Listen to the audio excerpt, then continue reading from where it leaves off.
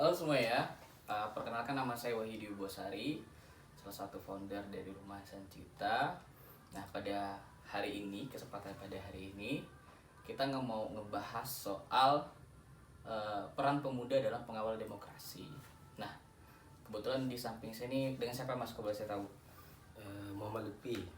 Sudah ngopi ya guys? Ya, biasa dipanggil Lutfi biasanya. Jadi Mas Lupi, sekarang itu sibuk ngapain sekarang? Sekarang alhamdulillah dikasih amanah dan bertugas di Bawaslu di tingkat desa atau Tingkat desa. yang dikenal dengan PKD, PKD. Panwaslu Kelurahan Desa. Tepatnya di desa Desa Pertaja, Kecamatan Sejangkung. Di Sejangkung. Di Sejangkung. Ya. Sebelum ngopi Mas, biar selalu Mas. Yuk. Oke. Jadi Mas Lutfi, kalau boleh tahu nih, mohon maaf kalau lancang masalah ngebahas umur. Sekarang umur berapa Mas? Alhamdulillah udah menginjak 22 tahun. 22 tahun. Iya. 22 tahun terbilang sangat muda. Iya, muda. Muda. Iya. Dan udah berada di Bawaslu. Mungkin ada yang lebih muda di tempat lain, tapi setahu saya ini muda, umur 22 tahun udah ada di Bawaslu di tingkat iya. kecamatan. Dan itu loh pencapaian luar biasa. Nah Mas, di umur yang 22 tahun ini ya, Iya, tahun ini. tahun 2022 masuk di kancah dalam pengawasan demokrasi. Bagaimana sih cara masuk di Bawaslu dengan umur yang segitu? Setahu saya 25 tahun nih minimal. Iya. Gimana nih? Tolong ceritakan dong gimana sampai bisa di umur 2 tahun, 22 tahun berada di Bawaslu. Ya, jadi cerita singkat ya Mas ya. Dari kemarin kan dari tahun 2023 awal itu kan ada kami dari organisasi HMI, dari organisasi mahasiswa itu mengadakan sekolah demokrasi. Nah, yang fungsinya untuk kader-kader HMI itu bisa menyebar di Bawaslu ataupun di KPU di tingkat kecamatan maupun di desa gitu. Dan syarat-syarat yang kemarin itu pun pada awal perekrutan di Bawaslu ataupun di KPU umurnya tidak mematok ke yang undang-undang kemarin. Jadi undang-undangnya itu berubah menjadi syarat dan ketentuannya itu minimal 21 tahun. 21 tahun. Ya, 21 tahun. Jadi saya dengan bekal yang ada pada saat mengikuti sekolah demokrasi dan termotivasi untuk kontribusi di dalam demokrasi. Jadi awal itulah menjadi semangat baru bagi kami yang muda-muda. Semoga bisa gitu, ke ranahnya di dalam demokrasi untuk pemilu 2024 nanti. Artinya ya, sekarang undang-undang udah diubah minimal 21 tahun. Ya, 21 Di tingkat tahun. desa. Di tingkat desa. Tingkat desa. Oh, soalnya kita yang biasa kita dengar itu minimal 25 tahun kan. Iya. Iya kan? Nah, saya pun juga terkejut, tadi sempat terkejut sampai umur 22 tahun gitu loh. Ya. Udah bisa masuk Bawaslu. Dan itu sangat luar biasa sih. Artinya di sini kita melihat Bawaslu sangat memerankan milenial. Ya. Sangat memberikan kesempatan besar kepada milenial untuk ikut dalam pengawasan demokrasi. Iya betul. Alhamdulillah Mas, kalau cerita tentang di tahap perekrutan dari semua lah, dari PPK, PPS itu sudah pernah ikut gitu. Cuman di tahap wawancara itu tak lolos, mungkin bukan rezekinya di situ gitu. Tapi alhamdulillah diberi amanah di PKD. PKD itu Ya, Bawaslu. di Bawaslu. Berarti kan kita nggak ada yang tahu Mas. Ya. Nah Mas, di umur 22 tahun sekarang masih kuliah? Alhamdulillah sekarang masih kuliah. Kuliah. Iya, kuliah di semester 6. Semester masuk semester 6. Udah masuk semester 7. Semester 7. Sekarang masih semester 6. Oke. Mas, artinya kan gini, kalau kita lihat status masih mahasiswa, belum lulus kan? Iya, belum. Tapi udah masuk dalam ranah pengawal demokrasi yang kita sebut bedanya Bawaslu, PKD Bawaslu ya. di umur yang terbilang muda, 22 tahun, apa Mas kendala yang ada di lapangan, ya kan? Di umur yang kita sebut muda lah, otomatis ini Bawaslu kan bagian ngawas demokrasi Iya, ya, memperhatikan pengawasan. etika Iya. politik, mau dari penyelenggara ataupun dari si bakal calon nanti. Nah, bagaimana nih Mas menghadapi tantangan di lapangan di umur yang terbilang muda? Kalau kita kan cara apa memasuki masyarakat, ya setiap malam itu saya sering ngopi dengan pemuda itu tanpa absen sekalipun gitu. Sering sekali ngopi, terus di warung-warung kecil sering didatangi, walaupun hanya bicara-bicara yang ya mau beli sabun atau jenisnya lah, atau beli rokok lah gitu. Yang penting kita selalu ada di masyarakat. Jadi ketika masyarakat itu butuh kita, ya tinggal pergi ke rumah kita, tinggal laporan.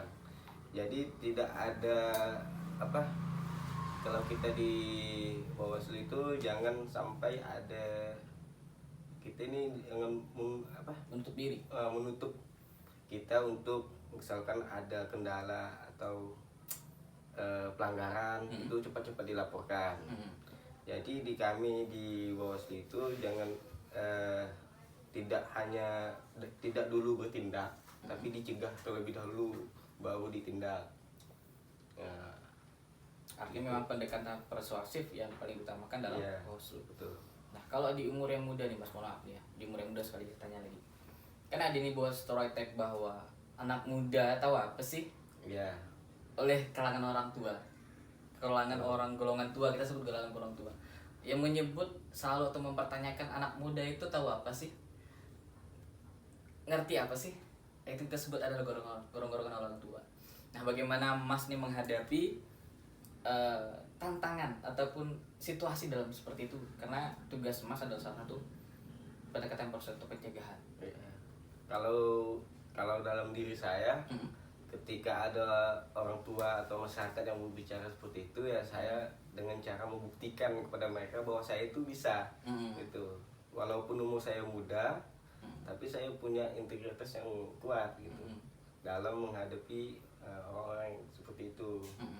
Jadi di dalam dalam pengawasan ataupun dalam tugas kami lah ya, jangan sampai kita ini jauh dari masyarakat. Jauh dari masyarakat. Iya, di partai politik pun jangan jauh dan jangan terlalu dekat juga. Takutnya nanti ketika ada acara-acara mereka itu kita tidak diajak dan tidak ada pengawasan dari kita. Itu pun juga merepotkan dari mereka juga gitu. Intinya kita selalu mengawal tentunya barang itu supaya pemilu 2024 ini sukses. Artinya Bawaslu tetap mengawasi Ya. dalam setiap apapun kegiatan politiknya untuk menjelang musim politik, ya kan? Ya. Gini Mas, satu lagi ada hal yang penasaran juga dan menggelitik untuk kita ulik sebenarnya. Ini juga jadi boleh diskusi kita tentang permasalahan yang ada di masyarakat. Jadi kita selesai membahas tentang stereotype, artinya adalah pembuktian bagi kita yang golongan muda ini kepada yang tua. Iya Mas. Ya kan? Dengan pembuktian Mas yang beberapa kali tes, ya kan, dalam Ya. penyelenggara pemilu, mau KPU atau Bawaslu, berapa kali gagal jatuhnya ke PKD. Dan Ya. itu rezeki. Artinya kan membuktikan bahwa semangat anak muda ini enggak pantang putus gitu. Nggak kaleng-kaleng Mas. Enggak kaleng-kaleng Iya. iya kan? Jadi suatu pencapaian besar lah. Mudah-mudahan cerita Mas hari ini bisa menginspirasi teman-teman anak muda di sana tetap berusaha apapun kendalanya, bagaimanapun situasinya tetap berusaha. Gini Mas, posisi PKD itu dalam, kalau seandainya kita sambilan sosialisasi lah, mana tahu banyak yang belum tahu ataupun masih belum mengerti apa sih PKD, terus kan nih kalau misalnya seandainya saya contohkan aja, kalau ada politisi A nih misalnya mampir di desa B, nah, terus dia bilangnya bukan mau kampanye tapi namanya udah ada di bakal caleg. Nah, di mana tuh posisi PKD di situ? Kalau posisi PKD itu tetap menghadiri Mas. kalau apapun bentuk kegiatannya, mau kampanye ataupun reses itu tetap dikawal. Kalau setahu saya dan pernah kami bahas juga di rapat koordinasi, jadi untuk apa, misalkan sebelum tahapannya kampanye itu, yaitu dilarang kampanye biasanya. Ya, dilarang kampanye. Kalau udah masanya kampanye ya silahkan. Jadi kita ini sesuai dengan tahapan per KPU. Jadi jangan kita ini kalau udah main politik jangan asal-asal main gitu. Kita harus melihat undang-undang juga. Misalkan memasang alat peraga kampanye ataupun yang sejenisnya lah. Nah, itu pun sesuai dengan aturan. Jadi kami dari PKD Nyaman yang dari yang caleg tadi pun enak gitu, nggak ada pelanggaran. Oke. Artinya kalau mau kampanye itu ngikutin jadwal. Iya, ngikutin jadwal. Tapi kalau nggak ikutin jadwal tapi tiba-tiba si bakal caleg itu jauh-jauh sebelum masa kampanye itu udah bergelia, itu gimana tuh? Itu kan bakal calon. Ini kan belum ditetapkan bahwa dia itu calon, bahwa dia itu calon legislatif. Dan dia ketika dia menyampaikan namanya, belum tentu dia calon kan. Belum tentu dia ditetapkan sebagai calon legislatif. Masih bisa. Kalau udah masanya, PKD wajib hadir. Dan pada saat dia ada acara itu pun wajib hadir juga. Oh gitu. Bentuk pengawasannya, Mas. Bentuk pengawasan. Iya. Oke. Mas, kalau PKD ini berapa orang di setiap desa? Kalau di setiap desa itu 1 orang. 1 orang 1 desa. Ya. Untuk PKD. Untuk PKD. Oh gitu. Berarti kalau ada 10 desa berarti 10 orang-orang PKD lah ya. Iya, 10 PKD. Enggak ada misalnya anggota ketua ataupun anggota gitu, nggak ada. Nggak ada, dia ketua, dia juga anggota. Iya. Iya. Jadi merangkap. Jadi berarti ini di umur yang muda dengan pekerjaan yang otomatis mencakup 1 desa, dan desa saya rasa yang saya tahu nih desa Mas ini luas nih, Mas. Iya. Nyebrang sungai juga. Iya. Jadi gimana nih anak muda menjadi PKD di desa yang luas, terus anggotanya cuma 1 nih, gimana nih? Saya tahu nyebrang kan? Ya, nah gimana nih cara kerjanya biar itu gitu? Ini kan kita harus pandai juga manajemen, Bang. Manajemen waktu, terus kesehatan kita jangan sampai terkuras. Jadi kita harus pandai-pandai. Jadi jangan sampai kita ini ketika ada pengawasan jangan sampai iyalah, biasa kan kalau muda kan tidur larut, jangan begadang. Ya, kita harus kondisikan. Oke. Ini apa? Oke, berarti kalau orang yang sudah bisa ngomong manajemen ini berarti udah berpengalaman dalam organisasi. Insyaallah. Ya, insyaallah. Berarti kalau sudah berpengalaman di organisasi, jangan ragu lagi. Berarti semasa kuliah kemarin ikut organisasi apa ini, Mas? Kalau boleh saya tahu untuk teman-teman sekalian lah. Karena ilmu manajemen waktu ini susah diterapin, nah gitu loh. Apalagi dengan situasi sekarang, Mas, kerjanya adalah tantangannya adalah Medan. Gitu. Ya, Medan. Nah, ya kan, Medan. Terus saya tahu dusunnya itu kan hanya berbeda sungai. Ya, ada 5 dusun. 5 dusun. Nah, yang salah satunya ada nyebrang sungai. Ya, ada. Ya kan, bahkan luas pula. Gimana nih selama kuliah itu ngikut organisasi apa sampai bisa terpikir bisa untuk manajemen waktu gitu? Kalau organisasi yang sampai sekarang itu yang masih tetap selalu berkontribusi ke organisasi itu yang membuat saya seperti ini ya di HMI. Ya, pada saat dari tahun 2020 hingga sekarang. Ya. Kalau organisasi di kampus itu ya cuman itulah HIMA, terus BEM, terus di tingkat kecamatan. Tingkat kecamatan itu apa tuh? itu himpunan juga, tapi cakupannya di kecamatan Sejangkung. Mahasiswa juga. Mahasiswa juga. Oh gitu. Ini banyak ya organisasi yang digeluti selama masa perkuliahan. Alhamdulillah. Iya sih, kalau kalau senior saya bilang gitu dulu tuh gitu, semakin banyak kalau kita mengikuti organisasi, semakin kita tekun dan fokus ke organisasi, Ya betul. maka kemampuan dalam apa ya disebut kemampuan skill itu akan terasah Ya, di betul. organisasi. Manajemen sih keren sih menurut saya, untuk di kalangan muda yang sudah berperan besar juga sih kita sebut di KPKD kan, nanti puncaknya menjelang 2024 ya kan Mas. Betul. Nah, otomatis banyak sekali kendala tuh pastinya. Nah, ngomong-ngomong tentang kendala nih Mas, kita di khususnya politik Indonesia lah ya, sampai ke daerah ini, budaya masyarakat tentang money politik ini kan juga pernah saya tulis di akun media sosial saya pernah saya di Threads untuk ngebahas soal politik cost dan budaya money politik. Cuma nanti budaya costnya mungkin nggak sampai ke situ ya, kita nanti mungkin dibahas lah, nanti kita bahas tentang budaya money politik nih Mas.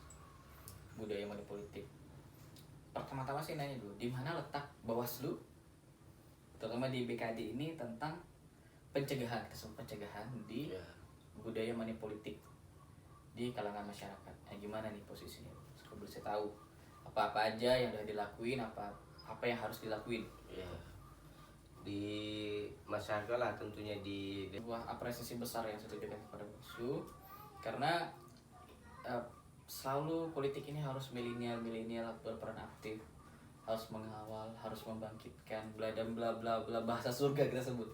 Ternyata memang betul. Makanya saya apresiasi sebesar-besarnya kepada Bawaslu memberikan kesempatan ruang sebesar-besarnya untuk milenial, terutama ya, saya sebut umur 22 itu cukup sangat muda Mas. Iya muda. Mungkin ada yang belasan di luar sana, tapi nggak mungkin ya, nggak mungkin. Berarti mentang-mentangnya 21 tahun. Iya 21 tahun. Nah, berarti Mas nih setahun lebih muda dari minimal yang udah ditentukan. Iya. Nah, kan luar biasa.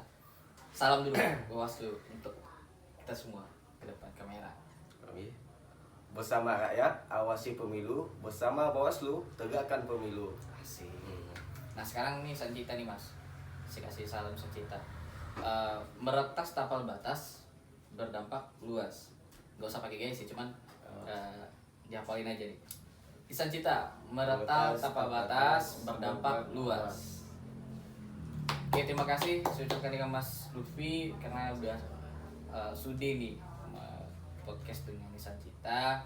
Disclaimer kepada teman-teman semua, Mas Lutfi ini adalah salah satu sekjennya dari Nisan Cita.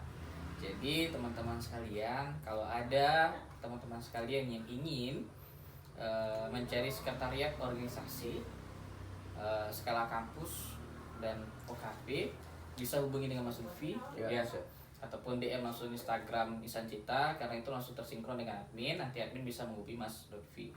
Jadi teman-teman sekalian, kalau ada yang cari sekretariat, nah bisa hubungi dengan kita.